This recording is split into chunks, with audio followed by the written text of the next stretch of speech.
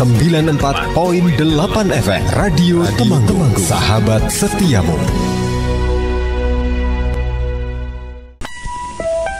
Obrolan sore RTFM. Obrolan sore RTFM.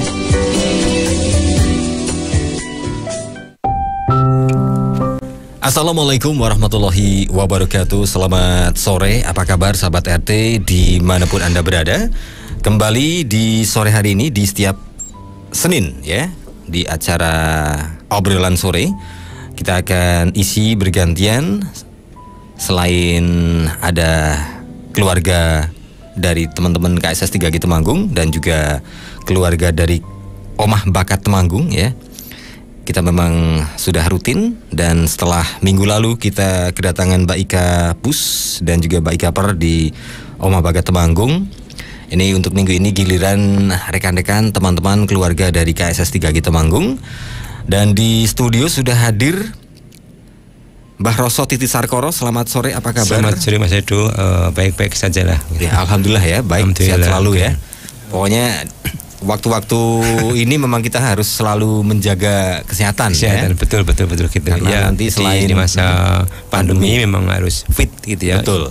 Jadi baik dari diri sendiri maupun lingkungan memang kita harus selalu menjaga kebersihan dan kesehatan. Dan di samping Pak Roso Titi Sarkoro sudah hadir juga di studio RTFM ada Mas Dimas Firmansyah ya. Selamat sore, apa kabar? Selamat sore, alhamdulillah baik. Iya, ini Mas Dimas Firmansyah ini yang akan kita bedah ya. Akan kita kulik, dalam artian kulik karya-karya dari Mas Dimas ya, di mana seperti yang barusan saya search ini di Facebook, ini munculnya di Facebook ya. Ada kumpulan antologi puisi mata pelajar ya. Yeah. Yang diterbitkan tahun 2018 apakah? 17 Mas. Yeah. Oh 2017 malah ya. Yeah. Jadi Mas Dimas Firmansyah ini merupakan alumni MTS Al Mukmin Muhammadiyah Tembara ya. Iya, betul. Oke, jadi untuk mata pelajar ini kumpulan sajak atau kumpulan puisi itu? Kumpulan puisi. Kumpulan puisi ya, tapi bukan antologi. Antologi puisi. Oh, antologi puisi, puisi mata pelajar ditulis selama Mas Dimas ini duduk di MTS. Di MTS. Oke, jadi selama jadi siswa MTS Al Mukmin Muhammadiyah Tembara itu dengan durasi waktu perilisan bukunya sendiri selang berapa lama? Kalau penulisan buku saya mulai itu kelas 2 di Madrasah Sanawiyah itu karena ya banyak sekali dukungan dari ustadz-ustadz, dari ustadzah bimbingan mereka. Jadi dari situ saya mulai menulis puisi. Berarti intinya Mas Dimas ini mulai menulis puisi sejak kelas 2 madrasah Sanawiyah. Dan sampai saat ini masihkah aktif?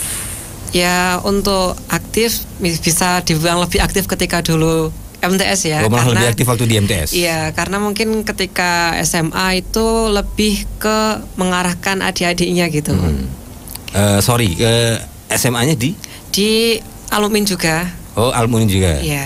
Di MA-nya ya, di aliyahnya ya. Al-Mukmin ya. Oke, sekarang berarti Mas Dimas saat ini kuliah, bekerja atau mondok? Kalau sekarang kan lulus tahun ini Pak. Jadi sekarang masih pengabdian di MA, di Pondok Al-Mukmin. Oh berarti Dimas ini sekarang mengajar, mengurus asrama, ngajar di MTS gitu. Oke. Untuk aliyahnya enggak? Untuk aliyah karena kemarin baru lulus.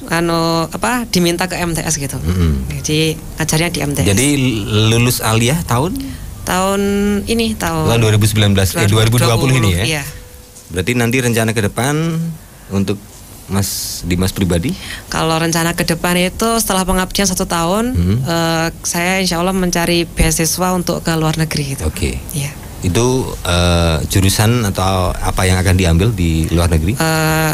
Insya Allah saya akan mengambil biologi gitu. Biologi. Sesuai dengan SMA gitu. Oh, jadi jurusan IPA. IPA ya? Iya, di SMA. Aliyahnya ya? Iya. Oke, dan mungkin kalau dari sisi Pak Roso Titi Sarkoro ini kenapa Mas Dimas yang diajak ini? Mungkin ada alasan tertentu. Oh ya, jadi begini. Tapi sebelum bicara Mas Dimas, saya ingin mohon maaf ya meluruskan Mas Ido tadi. Pertama dia tanya tadi tentang puisi atau sajak. Nah, ini dalam pengertian sekarang ya, sajak atau puisi itu sama gitu ya. Jadi satu benda ya dengan namanya dua nama. Nama. Kemudian tentang kumpulan puisi atau antologi puisi ini mohon menjadi pengetahuan kita bersama. Jadi kalau antologi itu satu tema gitu. Umpamanya tema tentang laut. Nah, laut itu saja gitu, tentang berbagai sudut pandang gitu ya. Tapi kalau berbagai macam tema itu kumpulan puisi begitu. Ya ini. Nah, kemudian tentang Mas Dimas diundang ke sini ini memang selama ini saya menugaskan bukan saya, organisasi ya menugaskan KSDKG menugaskan Mbak Ika untuk mengkoordinasi tentang ini penyiaran radio juga televisi dan sebagainya. Ini bagiannya Mbak Ika. Nah, Mas Dimas ini memang menarik sekali untuk dikulik ya istilah panjangan tadi, karena memang dia ini penulis cilik ya mula-mula itu, sekarang udah mulai remaja ya kan. Saya menemukan Mas Dimas ini ketika dia kelas 2 ya atau kelas 1, bahkan saya diundang ke Al-Mu'min Tembara itu. Saya menemukan dia ini kok bakat sekali anak ini begitu. Nah, kali ini mungkin Mbak Ika tertarik dengan kepawian menulis Mas Dimas ini sejak dari kecil begitu kemauannya. Mudah-mudahan harapan saya tidak sekadar ini orok-orok asem ya, maaf dalam tanda kutip, artinya walaupun setiap hari atau satu bait atau apa katakanlah tetaplah menulis begitu. Ini yang saya melihat bahwa Mas Dimas adalah seorang yang berbakat di bidang sastra, utamanya di bidang menulis puisi begitu. Oke, Mas Dimas sendiri mulai menuliskan kelas 2 MTS ya. Itu awal mula Dimas suka menulis tuh dari apa? Mungkin dari melihat siapa atau melihat apa? Kalau saya itu mungkin sering menulis itu karena kelas 5 SD, Pak. Itu menulis apa waktu kelas 5? Puisi juga. Oh, puisi juga. Itu karena orang tua saya juga mahir gitu di sastra gitu kan. Memang suka sastra ya. Ibu saya itu juga sering menjuarai puisi, juga sering bikin puisi. Kemudian saya tertarik juga. Ya, kemudian saya nyoba-nyoba ikut lomba puisi dari SD itu udah mulai lomba puisi. Tapi ketika mungkin satu MTS itu kan saya masih di lingkungan baru itu kan Pak. Terus saya belum apa-apa gitu. Akhirnya kelas 2 mulai tahu ya puisi. Insya Allah saya kembangkan dan ustadz-ustadznya juga mendukung gitu kan. Jadi kan enak gitu. Jadi disitulah mulai muncul rasa ingin saya tuh mengembangkan lebih tinggi lagi puisi saya. Dan tujuan saya satu untuk menyaingi ibu saya gitu. Menyaingi ya? Menyaingi ibu saya. Kalau bapak? Kalau bapak sih kurang juga sih. Berarti pengaruhnya dari ibu ya? Iya. Sampai Dimas suka dengan puisi karena memang sedikit nulari ya. Ibu itu nulari ya. Bisa dibahas seperti itu. Ya ini anak yang beruntung Mas. Kalau saya dia ini di lingkungan keluarga sudah mulai dicekoi puisi oleh ibunya gitu. Sejak dari kandungan bahkan dia saya kira begitu. Kemudian ketika di sekolah di MTS Al-Mu'min ya, ini justru ustadznya itu suka juga dengan sastra. Nah, di lingkungan juga mendukung, sangat mendukung sekali. Jadi dia punya bakat, punya kemauan, lingkungan sangat mendukung. Nah, ini mudah-mudahan kita doakan menjadi penyair besar begitu. Amin. Nah, ini seperti info yang saya lihat ya. Ini di tahun 2017 itu kan sempat ada lomba baca puisi ya tingkat SDMI se-Jawa Tengah ini kebetulan jurinya Pak Roso sendiri ini ya. Sebetulnya ada puluhan peserta nih Pak yang saya baca ini dari Jawa Tengah, ada yang dari kota Kabupaten Magelang, Wonosobo, Banjarnegara, Kendal, Salatiga, Purworejo. Itu memang benar itu Pak ya? Iya, jadi kalau tidak salah tiap tahunnya di sana ada agenda itu. Memang di MTS Al Mu'min agendanya ya. Jadi yang diundang kelihatannya itu dari SD atau dari MI begitu Jawa Tengah. Nah, ini tiap tahun hanya mungkin tahun ini ya, tahun 19 ini karena ada pandemi pandemi ini mungkin dia ini. Jadi betul saya sering juga diundang ke sana, baik jadi juri atau kadang-kadang menjadi semacam ya pencerahan begitulah, diskusi bersama gitu. Ya, oke. Nah, ini waktu yang tahun 2017 itu sempat ada puisi wajib yang mana di situ wajib membaca salah satu puisi karya Dimas ini sendiri. Itu memang betul ya?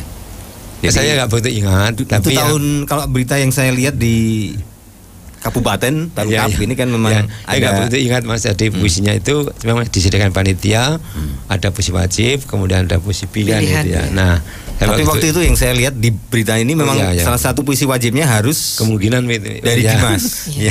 Jadi mungkin setelah peluncuran ini ya. Iya. Oh gitu ya. Berarti setelah peluncuran itu mungkin peserta memang diwajibkan untuk membaca salah satu karya dari Dimas ya. Iya. Jadi sedikit jadi perlombaan itu kan sejateng DIY.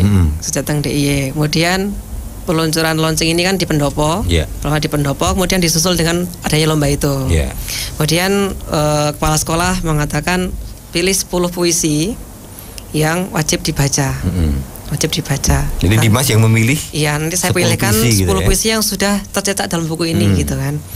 Itu yang kalau yang dipilih ya maksudnya puisinya harus yang dipilih Dimas yang harus dibaca gitu.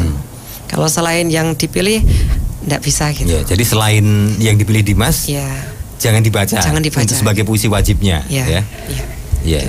Nah, itu kalau dari sisi bukunya sendiri waktu itu Pak Roso, apakah di dalamnya juga ada istilahnya sepatah kata atau sekapur sirih dari Pak Roso itu tidak ada. Jadi buku mata pelajar itu. Pada buku ini pengantaran dari kepala sekolah, jadi dari Pak Samsul ya. Nah, Pak Samsul ini kalau saya melihat karena saya kebetulan saja bertemu Pak Samsul sejak beliau jadi mahasiswa itu di Magelang itu. Saya waktu itu aktif di jurnalis. Kemudian dosen Pak Samsul ini seorang jurnalis pula, teman saya. Kemudian seringlah kami bertemu begitu, saling diskusi dan sebagainya. Kemudian Pak Samsul tertarik dengan dunia jurnalis juga begitu waktu itu. Nah, kemudian Pak Samsul mulai menulis itu. Namun bukan menulis sastra, ketika itu masih menulis ya artikel-artikel umum lah begitu. Nah, kemudian ketika beliau menjadi kepala sekolah di MTS Al Mu'min Tembara ini menemukan bibit-bibit unggulan seperti Dimas dan sebagainya ini, dia mendorong sekali pada siswa-siswanya begitu. Nah, ketika ada perkembangan semacam ini, maka saya sering diundang gitu ke sana. Gitu. Waktu ada lomba baca puisi ini ya? Iya, ada baca puisi, kadang-kadang juga memberikan pencerahan pada siswa, pembekalan ini dan itu sebagainya, begitu. Yang berkait dengan kesastraan, terutama dengan puisi begitu. Ya, Mas Dimas sendiri sudah membawa beberapa puisi baru di luar kumpulan puisi mata pelajar ini? Kalau puisi baru sih bawa ke studi ini atau yang siap dibaca misalnya? Yang siap dibaca. Tadi itu ada sedikit kendala Pak. Jadi kan tadi udah persiapan baca gitu kan. Udah persiapan bahwa yang mau dibaca. Tapi tadi di kantor kan lagi ada ngajar gitu kan. Terus ke sini salah ngambil, malah ngambil proposal. Akhirnya sekarang udah ada di salinannya di buku tulis insyaallah ada. Oke, nanti coba baca proposal nggak apa-apa ya.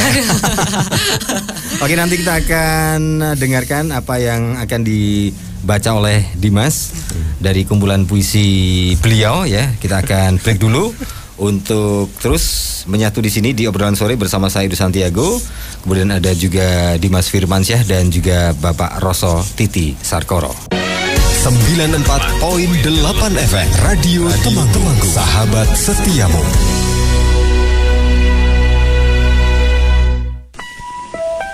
Obrolan sore RTFM. Obrolan sore RTFM.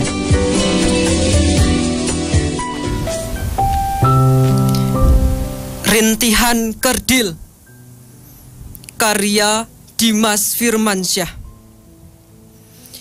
Aku sudah muak dan bosan ketika keadilan hanya sebelah tangan.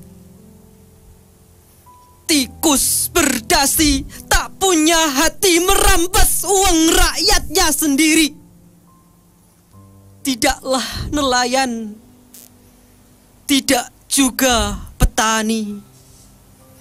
Burung-burung malang pun ikut mati. Tajam ke bawah, tumpul ke atas. Harus uang pikir tak waras.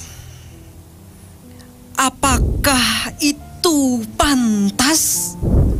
Pemimpin yang seharusnya mengayomi kini hanya memikirkan nafsunya. Marah. Pada siapa aku marah? Kepada pejabat yang tamak dan serakah. Tidaklah kalian terpanah. Apa yang sedang terjadi? Gelora alam meredup sunyi, emas permata tak lagi menyinari. Negeri suram tak terkasihi. Haruskah aku pasrah? Negeriku yang indah kini hancur bak sampah. Temanggung, Desember 2016. Oke, tadi judulnya apa puisi ini? Rintihan Kerdil. Rintihan Kerdil ditulis tahun 2016. Iya. Berarti waktu kelas 2 MTS ya. Iya. Itu apa yang mendasari Dimas buat menulis puisi itu tadi? Kalau itu kan walaupun saya di pondok pesantren ya Pak, yang biasa orang gaptek, bosen kudet, informasi gitu kan. Tapi di situ enggak, kita difasilitasi untuk tahu dunia luar, perkembangan ekonomi, politik, sosial, dan untuk lebih itu saya lebih suka ke perkembangan politik, sosial, ekonomi gitu kan. Saya mengamati di situ terjadi banyak sekali kekecewaan masyarakat gitu kan, apalah gitu, tentang sesuatu yang mungkin masyarakat tuh belum puas dengan kinerja, ya gitu kan. Kemudian saya coba ditulis dari situ. Dari situ saya juga belajar dari penyair-penyair yang sudah ada gitu kan. Oh kayak gini lihat Pak Srendra, kemudian Pak Taufik Ismail gitu kan. Dan itu coba saya membuat, mungkin bisa nggak sih kayak mereka gitu gitu. Jadi memang ini salah satu puisi yang ini Pak Roso ya, yang memang menembak atau mentargetnya ke pemerintah lah istilahnya, seperti jadi ini kritik ya. Iya. Termasuk puisi sosial, kritik sosial ya gitu. Nah kebetulan sasaran tembaknya adalah pemerintah pada waktu itu tahun 2016 ya. Jadi ini kalau saya melihat pemikiran siswa kelas 2 waktu kelas 2 MTS ya waktu itu sudah semacam ini, saya kira ya sudah berani melampaui pemikiran teman-teman sebayanya begitu. Jadi dia sudah mulai mencoba kegelisahan sosial masyarakat sebagainya begitu. Hanya karena ya waktu itu masih sangat muda, penulisannya ya barangkali masih terlalu lugas, apa adanya begitu, belum, dan itu mungkin suatu saat akan menjadi berubah ketika proses pendewasaan gitu ya. Jadi dengan bermain metafor sebagainya ini nanti akan memproses pada diri si Dimas Firmansyah ya. Oke, jadi dalam hal ini waktu menulis puisi tadi, apa judulnya Rintihan Kerdil. Rintihan Kerdil tadi, apakah prosesnya ada semacam di konseling mungkin sama Ustadz atau ustadzah yang ada di sana, atau mungkin mengundang Pak Roso kalau waktu itu memungkinkan, itu ada nggak pihak lain yang diajak tukar pikiran untuk puisi Rintihan Kerdil ini tadi, khusus Rintihan Kerdil misalnya? Kalau khususnya saya kurang tahu, karena pertama itu nulis puisi itu kan Ustadz lihat tulisan-tulisan saya Pak Samsul terutama itu kan lihat tulisan saya, kemudian ini bagus, coba dikembangkan lagi gitu kan. Kemudian saya nulis berapa gitu, langsung saya setorkan banyak gitu, langsung banyak. Ya. Berarti tidak satu persatu enggak, misalnya itu enggak ya? Iya, tapi enggak satu persatu gitu kan. Saya setiap ketemu kemudian satu puisi enggak, tapi buat banyak langsung gitu, langsung dikoreksi dengan skala banyak gitu. Koreksinya dalam waktu itu dalam hal apa saja misalnya yang dikoreksi? Kalau menurut kan guru bahasa Indonesia juga banyak kan, nggak cuma Pak Samsul aja. Ada yang mengatakan kurang, majasnya kurang, mungkin lebih dimajasin lagi gitulah bahasanya. Kemudian ada yang beberapa puisi itu rimanya kurang dapat, terus itu masukan dari ustadzah, ustadzah, ya ustadzah bahasa Indonesia gitu. Iya. Kalau puisi tadi Rintihan Kerdil kan masuk ke kumpulan saja mata pelajaran ini ya. Iya. Itu berarti penerbitannya dari sekolah bekerjasama dengan penerbit CV apa tadi, Sun House Digital atau gimana itu proses penerbitannya? Kalau proses penerbitan ketika kalau sudah MTS saya kurang tahu, karena juga yaudah saya cuma disuruh bikin, kemudian kemudian nanti MTS yang madrasah yang mengurusi untuk penerbitan dan seterusnya gitu. Berarti ini istilahnya ini ya Pak Rosa ya, Dimas ini hanya sekedar membuat puisi, menulis difasilitasi penuh oleh sekolah. Ya, ini beruntung sekali gitu ya. Itu kan. Jadi istilahnya beruntung sekali tidak ada Pak Roso yang menjadi algojo untuk tim revisi ya, untuk kuratornya ya. Jadi mungkin kalau dari sisi isi mungkin sudah tadi Pak Roso bilang sudah di luar kemampuan anak-anak seumur Dimas ya, yang masih kelas 2 MTS atau 2 SMP waktu itu. Jadi memang pola pikir pelajar kelas 2 SMP memang untuk ukuran Dimas ini memang ukurannya di luar kemampuan teman-teman yang lain ya. Biasanya kan anak-anak remaja sekelas SMP itu yang paling bicara cinta, kalau mau bikin puisi tentang orang tuanya dan sebagainya. Itu kira-kira itu paling ya lingkungan gitu, atau petualangan gitu. Nah ini dia sudah berani melihat sosial gitu ya, dunia kehidupan masyarakat di dunia nyata semacam itu. Ternyata juga ada ketimpangan sosial dan sebagainya dia tulis gitu. Tapi memang kalau dari sisi teknis memang ya seperti yang tadi Dimas sampaikan ya. Untuk ya betul, jadi majasnya tadi istilah kalau dari ustadzah kan kurang majas gitu ya. Ada bimbingan dari ustadzah. Nah itu kebetulan guru-guru bahasa Indonesia terutama di sana itu memang peduli sekali dengan sastra gitu. Saya melihat gitu. Nah di samping juga dengan dunia jurnalistik. Jadi di sekolah ini mengembangkan majalah sekolah, juga mengembangkan sastra begitu. Kalau tidak salah ada tim khusus tim literasi sekarang ini. Jadi dia ditugasi untuk mengelola suatu majalah sekolah. Di situ ada berita,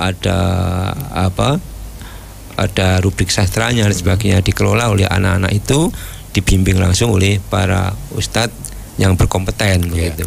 Itu bentuknya apa? Majalah dinding atau buletin? Majalah sekolah, majalah buku sudah. Jadi seperti dibuletinkan gitu ya? Ada buletin itu. Ya, jadi kalau tidak salah setahun 2 kali terbit ya. Iya. Jadi karena saya juga waktu akan membuat itu saya diundang ke sana, yang dilatih bukan siswa tapi guru-gurunya, semua guru. Waktu itu Pak Roso tukar gagasan lah istilahnya. Jadi dari kepala sekolah sampai semua guru itu baik MA-nya maupun MTS-nya datang, kemudian bagaimana menulis jurnalis, menulis puisi, menulis cerpen, artikel dan sebagainya. Saya sampaikan itu juga tentang sebelumnya kan udah ada yang terbit Lah kemudian ini dibenahi. Contoh-contoh yang sudah ada ya. Sudah ada ya, kemudian ini dibenahi kurang begini begitu sebagainya. Gitu. Dari sisi teknis sampai ke isi ya Pak Rosa waktu itu ya untuk masukannya. Ya. Nah kemudian dari bekal gurunya itu memang di samping para guru juga menulis baik itu di media umum maupun juga di media itu sendiri juga membimbing para siswanya gitu. Jadi ini memang peduli sekali dengan itu. Jadi kalau mungkin jadi percontohan literasi itu ya MTS Tembara itu gitu. Bisa menjadi satu contoh yang bisa dilihat sama sekolah yang lain ya. Iya gitu. Jadi bentuk dukungannya seperti apa? Jadi gitu. Tidak sekadar diperintahkan ditugaskan oleh kepala sekolah, gurunya dipaksa menulis tapi tidak ada arahan sehingga jadi dan tidak ada fasilitasi ya. Ya, fasilitasi juga arahan Mas. Jadi yang kemudian saya sering melihat buku-buku sering diberi buku oleh teman-teman guru itu. Kadang-kadang gimana ya saya harus mengatakan kadang-kadang buku itu tidak terarah gitu. Mau kemana arahnya seperti apa? Kadang-kadang campur aduk lah karuan gitu. Ini jurnalistik atau sastra sendiri juga kabur gitu. Karena tidak ada arahan begitu. Nah beda dengan yang di Al Mukmin Tembara ini memang sudah paham dia jadi menulis jurnalistik atau menulis sastra ini sudah bisa membedakan dia gitu. Jadi tidak ada bias. Ya, ada bias. Tapi sebelumnya kalau sebelum dievaluasi sama Pak Roso, ya ada yang sudah bagus karena Pak Samsul itu juga kan dulu jurnalis itu tadi. Ya sudah belajar di luar MT ini sudah belajar dengan kami waktu itu di Magelang ya. Jadi saya bertemu di kantor sebuah surat kabar waktu itu. Kita kami sedang istirahat itu Pak Samsul juga mampir, kemudian sungkan-sungkan bertanya begitu, juga mengirim artikel di situ. Kebetulan juga lolos edit dari redaksi koran tersebut begitu. Ya, baik sahabat RT, nanti kita akan dengarkan lagi puisi selanjutnya dari Dimas Firmansyah yang akan kita kulik lagi nanti juga bersama Pak Roso Titi Sarkoro. Yang jelas tetap di sini, stay tune di 94.8 FM Radio Temanggung Sahabat Siamu di obrolan sore bersama saya Edo Santiago. Obrolan sore RTFM. Obrolan sore RTFM.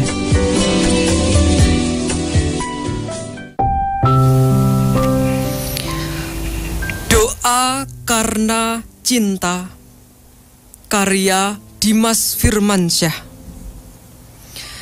Di dalam sujudku, Yanda dan Bunda, kutitih salam dan doa yang menyelubung di dalam pangkuan awan bersama tetesan air mata.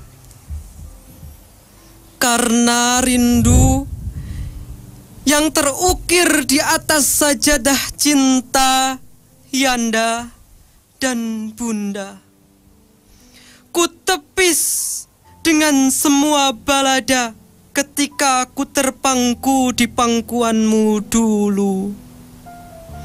Tangisan nakal kini penuh sesal, dentuman tangan berbaur kasih dan sayang selalu terbayang untuk Yanda dan Bunda. Rintihan tangis dan doa selalu menyayat untuk menggapai cintanya. Temanggung, September 2016. Tadi judulnya apa tadi?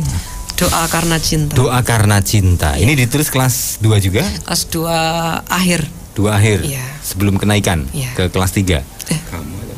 Karena ini salah tipe. Doa karena cinta. Doa karena cinta ya. Iya. Oke. Doa karena cinta ini ditulis mungkin ya dari pengalaman pribadi apa yang dilihat setiap hari ya, dari melihat orang tua itu. Memang manggilnya Yanda. Enggak sih. Atau itu hanya bahasa di puisinya Yanda? Yanda? Bahasa di puisinya seperti itu. Oke. Karena kalau biasanya di rumah sehari-hari?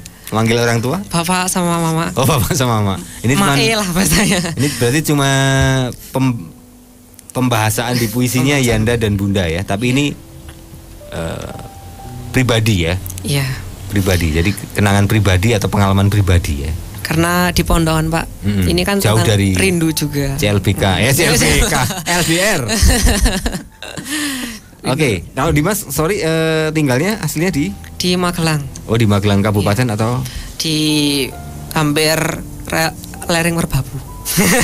Orang Pucuk. Pakis, Tegalrejo, Ketep. Oh, Ketep. Ya, Ketep itu. Berarti di antara di lereng Merbabu ya. Iya. Ikutnya berarti Salaman, mana?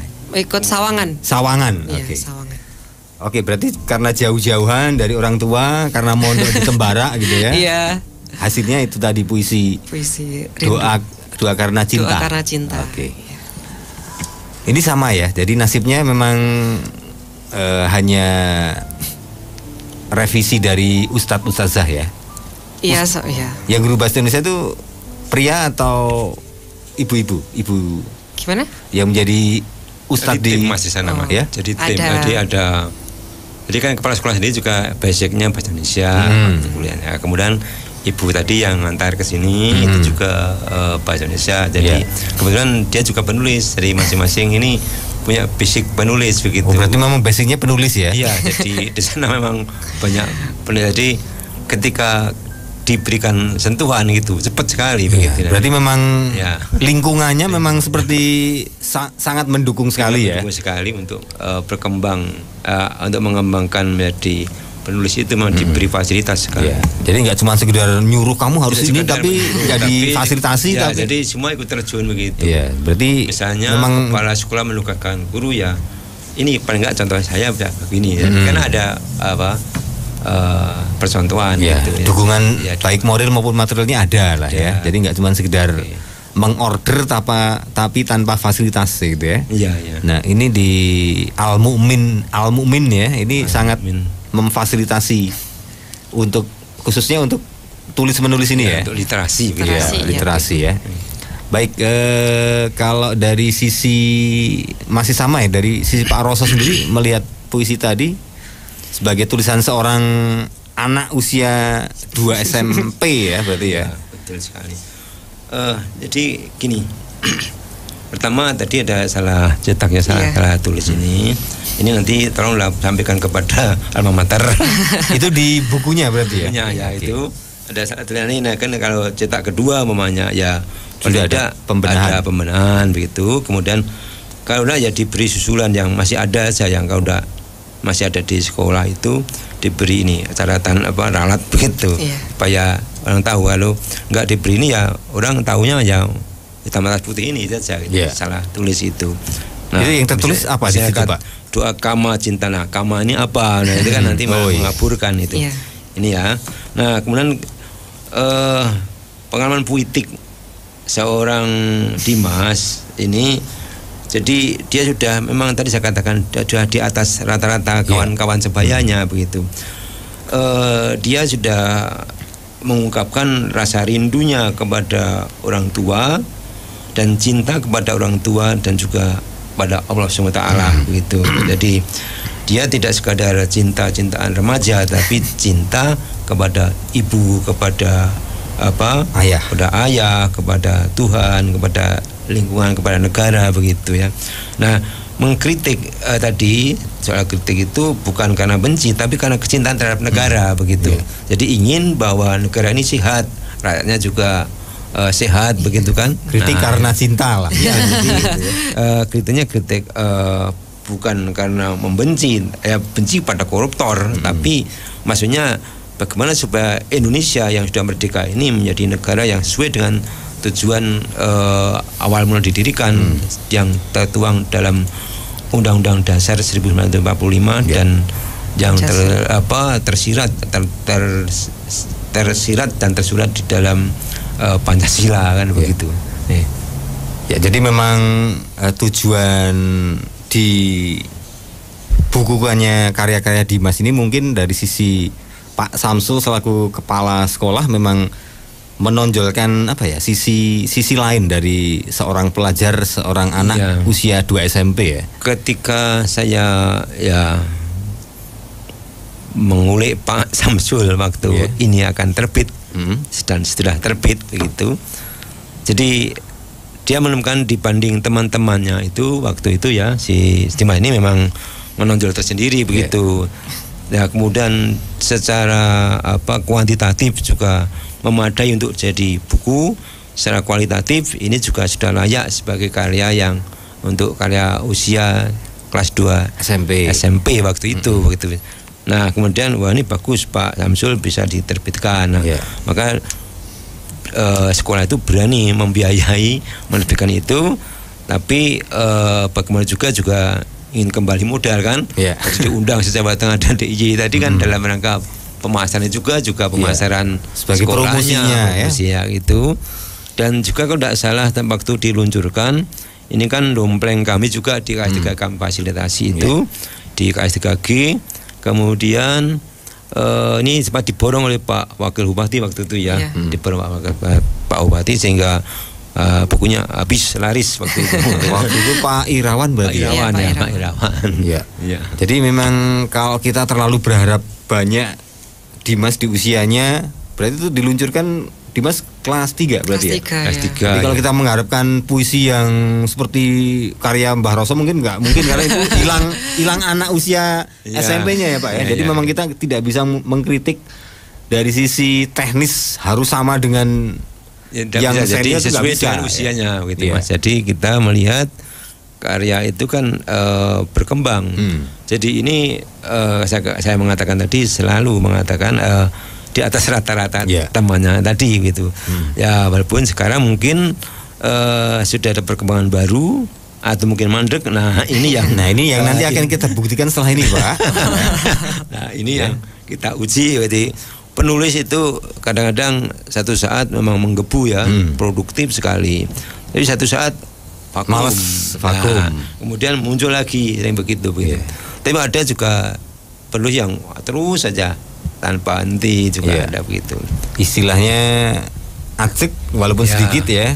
Gitu. Tapi tetap istiqomah menulis puisi gitu. Tapi yang penulis sejati itu ya walaupun tidak mempublikasikan ya, tapi dia punya enggak tuh tetap harus bisa karena sudah ya ide ada itu sayang ya kalau enggak dituangkan itu dicatat itu. Walaupun kadang-kadang nanti satu ketika harus perlu pembenahan lagi. Ini memang prosesnya begitu. Ya, saatnya memang nanti mungkin diperlukan untuk ditampilkan entah itu dalam bentuk baca puisi di acara tertentu di panggung maupun dibukukan, itu mungkin nanti tinggal pembenahan ya Pak ya. Ya, kita nanti akan buktikan ya. Tadi kan selama aliyah sedikit tidak selancar nulisnya waktu di SMP ya. Itu karena kesibukan ikut bantu mengajar juga ya. Di aliyah itu kan kalau di pondok itu kan kita juga mengurusi adik-adik kita di asramanya. Sebagai senior ikut bantu. Kemudian saya juga mungkin pingin nulis yang lain gitu. Kayak mungkin kemarin fokusnya karya tulis dan cerpen dan sekarang lagi pembuatan novel insya Allah. Novelnya masih jalan berapa lama? Insya Allah masih sampai sekarang 3 bab. 3 bab berarti masih baru 15-20% ya? Iya, baru. Rencananya mau berapa bab belum dapat? Rencananya belum. Minimal berapa babnya belum ada bayangan ya? Juga karena kayaknya kayak panjang gitu. Oh mau panjang ya? Jadi nggak nyampe 10 tamat tuh lebih ya berarti ya? Mungkin 10 babannya. 10 baban ya, oke. Tapi mungkin bener nggak Pak Roso kalau dirancang dulu aku mau selesai, kan nggak bisa ya kalau nggak bisa untuk karya itu ya. Suatu saat apalagi ini ada ide lagi, apalagi ini novel ya. Novel kan begitu, jadi melebar begitu. Mau diklimak nanti stop dulu. Berbeda dengan cerpen. Cerpen itu memang terbatas ya, gitu. Jadi sepadat-padatnya tapi isinya juga memuat banyak intens sekali ya, bernas gitu ya.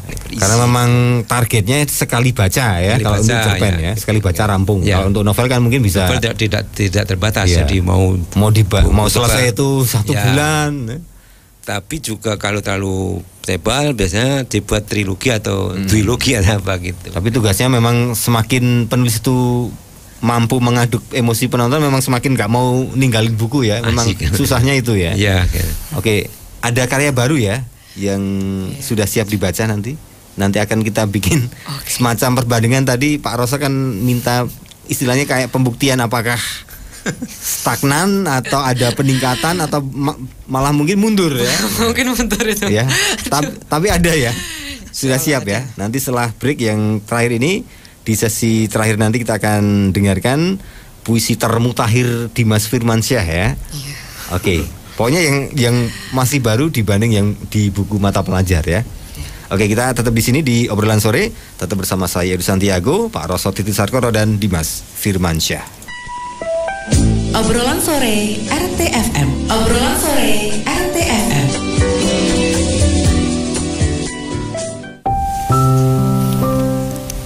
Aku si awam. Karya Dimas Firmansyah. Kepada Dewan Rakyat yang terhormat, Bapak Wakil Rakyat tak lupa emak-emak pilar negara yang berkhidmat. Tengoklah, secari kertas ini ingin berkata, siapa kita ini? Yang dicari 5 tahun sekali, kolong prat rela masuk comberan untuk suara kami. Lalu apa artinya ini? Anak-anak kami bersolek dengan lumpur dan kerak, sementara kau cebok dengan emas dan perak. Ibu-ibu kami masak kerikil dan batu, sementara sutra kau jadikan kain pel dan sapu. Tuan, aku harus bagaimana? Aku ingin cebok saja harus kujual 4 kilo terong. Aku ingin parkir motor saja harus kujual 0,5 kilo cabai. Awamlah diriku, aku si awam. Tapi aku tidak buta. Oke. Aku si awam. Ini kapan nulisnya ini? Tadi. Baru tadi. Pagi, siang, atau menjelang ke RTFM? Menjelang ke RTFM. Oke, nulisnya di pondok juga. Ketika tadi sambil ngajar di sembari nulis. Oh, gitu. Jadi di sela-sela mengajar ya. Yeah. Oke. Aku si awam. Tadi sempat juga saya intip ini ya di portalnya MTS Al Mukmin ya. Ini sempat ada apa ya? Judulnya penyesalan ya. Apa? Itu judulnya atau apa tuh ya? Ada semacam puisi di 18 September 2018 karya santri ya. Penyesalan itu judulnya atau apa ya? Iya. Ini puisi ya. Puisi judulnya penyesalan itu tadi ya. Menjelang lulus atau apa ini? Siswa kelas waktu itu berarti kelas 11A. Iya, kelas 11. Tertulis di 11A. Iya.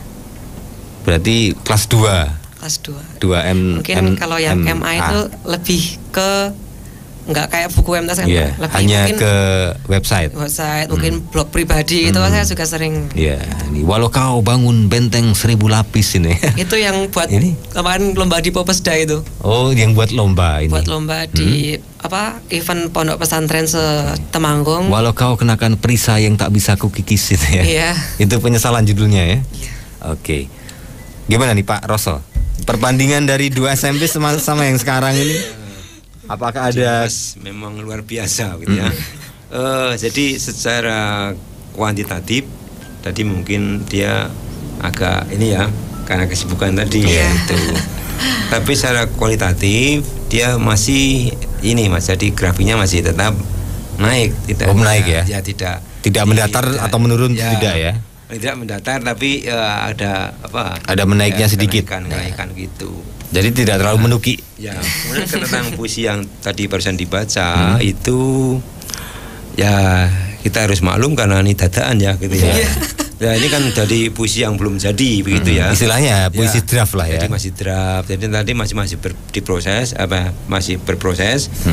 Ketika nanti dia baca ulang sekali, 2 kali pasti nanti ada yang perlu diubah gitu. Misalnya tadi cebok keluar 2 kali. Ya, gitu misalnya tadi judulnya dan sebagainya. Ini kan mungkin belum tepat dan sebagainya, masih kurang. Jadi judul itu kan harus menjual gitu ya. Jadi provokatif ya. Menarik perhatian dulu ya. Perhatian dulu gitu.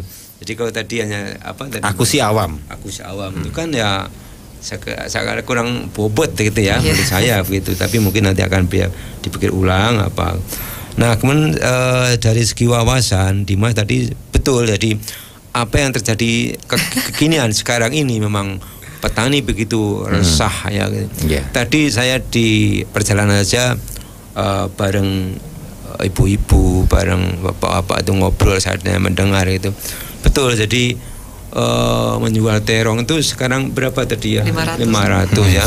Kalau misalnya di terminal kita ke toilet itu bayar 2.000. Jadi benar tadi mau cebok ya, itu jual terong 4 kilo dan sebagainya. Mau ini parkir Lombok sekian dan sebagainya. Itu persis yang keresahannya memang seperti itu ya. Seperti itu jadi. Nah, ini tertuang dari puisi ini. Nah, namun puisi ini kalau tidak hati-hati, dari puisi membuat puisi kritik itu kalau tidak hati-hati akan menjadi pamflet begitu ya. Jadi sekedar lontaran emosional, tapi karena puisi ya mestinya kalau saya ya, jadi memang orang membuat puisi kan punya beda-beda ya ini ya. Tapi kalau saya semakin tambah usia ya saya poles begitu. Saya poles dengan majas, dengan metafor dan sebagainya, sehingga ya diperhalus begitu. Jadi karya sastra itu kan karya seni ya. Semakin diisi-isi begitu semakin halus, semakin seperti membuat topeng misalnya. Ya kan? Ya kalau kasar gitu kan. Nah, kemudian diamplas, apalagi ini dicat, dipernis segala macam. Tambah ini nilai tambah indahnya ada begitu. Berarti kalau dari sisi penulisan masih lugasnya masih ada ya. Jadi ini karena tadi kami spontan gitu kan.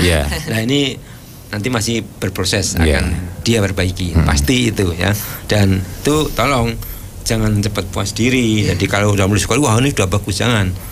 Tetap dibaca ulang begitu. Nah, sambil diperbaiki, oh ini kurang begini, kurang begitu sebagainya gitu. Dipadatkan. Jadi mungkin pemadatan penting. Biasanya kita waktu menulis itu emosi ya gitu, mungkin semua dituangkan begitu. Nah, tapi nanti pemadatannya ini justru kita begitu. Mikir gimana lebih cantik, gimana lebih indahnya juga kita pikirkan ya. Ya, kemasan lebih padat, lebih bernas gitu ya. Nah, itu. Tapi nggak cuma bernas, tapi juga sisi indah sama estetikanya ya, ada juga ya. Kita pikirkan begitu. Karena semakin dewasanya Dimas ya. Ya. Jadi dewasa tidak hanya secara umur tapi juga dari karya ya. Ya, dan kali karena puisi murni ya karya sastra ya. Kan beda dengan puisi-puisi yang seperti yang katakan Sumpah Pemuda itu kan juga puisi. Itu juga puisi ya. Puisi. Tapi kan proklamasi itu juga puisi. Proklamasi juga puisi karena Bung Karno itu juga ya orang penyair juga negarawan. Tapi arahan atau tujuannya kan untuk ke politis gitu. Nah, kalau ini yang kita tulis itu kan benar-benar murni seni lah ya. Ya, jadi murni seni. Itulah yang kita benar-benar poles apa. Nah, kalau seperti teks proklamasi, teks Sumpah Pemuda itu kan memang untuk politis, tegas, bahasanya tidak ambigu ya. Jadi, tidak ada metafora. Kalau ini ya memang harus begitu gitu. Jadi nanti seiring berjalannya waktu, semakin dewasanya usia Dimas ya, nanti akan semakin paham ke arah mana menulis puisi yang indah itu seperti apa ya. Jadi arahnya itu seperti kalau kita mau masak gitu kan, masak jangan asal warak kan. Ada kalau misalnya untuk sekadar dadaan kenyang, asal kenyang saja. Tapi ketika kita memasak untuk ini kan kadang-kadang perlu dihias, perlu di ini dan sebagainya begitu kan. Nah, rasanya juga lebih diperhatikan gitu ya. Itu Mas. Siap. Oke, nanti semoga kedepannya Dimas semakin lebih berkarya dengan baik, lebih indah, lebih bernas dan lebih pokoknya lebih dari apa yang sudah Dimas berikan ke kita ya Pak Roso ya. Jadi semakin berkualitas secara luar dalam lah istilahnya. Apalagi dia bercita-cita ke luar negeri tadi kan. Nah, mudah-mudahan nanti dari luar negeri tidak lupa dengan negara sendiri, tidak lupa dengan jangan seperti Malim Kundang. Ketika sudah di luar lupa dengan induknya. Nah, kembali ke Indonesia membangun Indonesia begitu. Ya mau membangun dari sisi mana, tapi sastra ini tetap juga jangan ditinggalkan. Bung Karno seorang negarawan, politisi, tapi juga menulis puisi juga, menulis buku melukis juga, arsitek juga. Nah ini gitu. Ya mungkin nanti setelah di mana tadi tujuannya untuk luar negeri. Di mana tujuannya? Sydney. Ke Sydney ya. Nah, mungkin di sini nanti semakin banyak komunitas sastra. Di sini banyak ya Pak Roso ya. Sydney itu gudangnya ya, kalau termasuk ya banyak kalau nyari teman-teman. Sekarang kan jadi untuk dunia karena teknologi canggih ini kan kita bisa tetap berkomunikasi dimanapun ya gitu. Jika kamu di luar negeri besok misalnya ada lomba di Indonesia masih bisa mengikuti. Kalau dulu kan tidak. Karena teknologi sekarang internet kan di mana-mana ada, apalagi di sana nanti mungkin bertemu dengan teman-teman asli Indonesia yang sekolah di sana, mungkin ada komunitas dan juga yang suka puisi. Bacaannya semakin luas, pergaulan semakin luas. Nah ini kan menambah kedewasaan, referensinya juga. Mungkin satu saat kamu akan berubah ini. Jangan tabu merubah gaya ya. Jadi Sutarji Kansum Bakri pun juga berubah gaya kan. Dulu pernah menulis mantra, kembali sekarang seperti teman-teman yang layaknya puisi gitu kan gitu. Nah, ini tidak usah tabu berubah-ubah gaya itu. Idealisnya jangan terlalu dibawa-bawa banget gitu ya. Ya, idealis tetap ada Mas. Cuman alirannya saja. Jadi gaya penulisannya aja yang di ini. Mungkin kalau idealisnya hampir mirip dengan Pak Roso, suka kritik misalnya, tetap aja dibawa kritiknya, cuman bungkusnya yang berbeda ya. Karena kalau tadi lugas banget, proses pendewasaan ini memang nanti itu. Jadi semakin dewasa semakin mengendap begitu. Tidak emosional. Dari usia segini memang sedang ini ya Mas. Sedang top-topnya untuk urusan emosi ya. Lagi ngototnya. Iya. Oke, pokoknya sukses terus ke depannya ya Dimas Firmansyah. Dan semoga semakin produktif, jangan mandek untuk menulis puisi. Karena masih banyak teman-teman lain yang juga hampir punya nasib yang sama ya. Sama bersaing. Ya juga ini beruntung sekali ya di pondok pesantren yang fasilitasnya. Kalau dulu milieu pondok pesantren itu kan banyak bicara ya, Nah, ini di Al-Mu'min itu saya melihat sudah dengan budaya menulis. Literasinya memang tidak sekadar bicara, tapi budaya menulis juga sudah ditanamkan. Nah, hasilnya luar biasa gitu. Nah, jadi memang pondok pesantren yang lain itu tidak semacam yang tradisional ya, tapi ini sudah menerapkan seperti Al-Mu'min ini gitu. Karena memang sadar literasi ya untuk madrasah Al-Mu'min itu sendiri ya. Baik, terima kasih sekali gabung bareng Pak Roso yang sudah kerso hadir ke RTFM ya. Sampai jumpa kembali di lain waktu. Sukses juga buat Dimas sekali lagi.